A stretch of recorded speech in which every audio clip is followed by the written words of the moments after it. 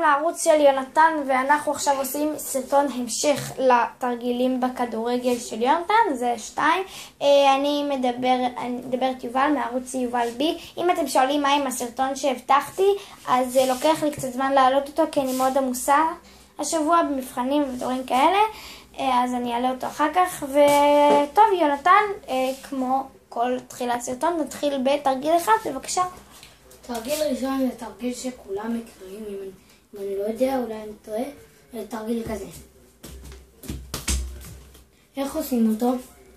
אתם מעבירים את הרגל מסביב הכדור ואת הרגל השנייה ולוקחים ימינה או שמאלה. מה שיונתן שכח להזכיר שצריך לעשות את זה מאוד מאוד מהר. אם אתם רוצים, אתם יכולים להתאמן על לאט, רק אז על מהר.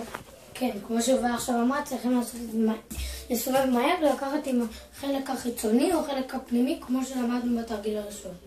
ימינה או שמאלה. תרגיל שני זה תרגיל כזה. עכשיו תסביר אותו אותם. איך עושים אותו?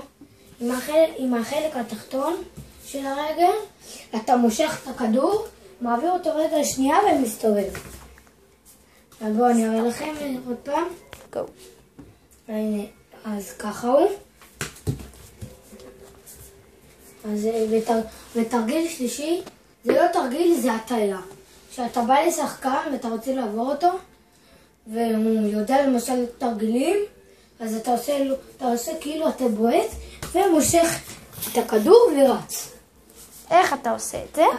אתה פשוט בא, שחקן בא אליך, אתה כמו שאתה בועט, אתה מעביר את הרגל למעלה, ומושך את הכדור, כמו שלמדנו בתרגיל הזה, בסרטון הקודם, למשוך אותו עם החלק הפנימי, אז אתה עושה את הבועט, כאילו אתה בועט, ואתה מושך את הכדור ורץ.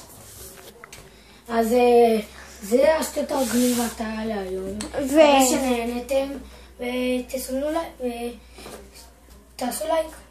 ועוד משהו שיונתן שכח להוסיף, אם בסרטון הזה תכתבו המון תגובות לסרטון, זה תלוי איזה תגובות ואיזה תרגילים אתם רוצים לעשות, כי בסרטון הבא אני ויונתן רוצים לעשות תרגיל הפתעה מיוחד.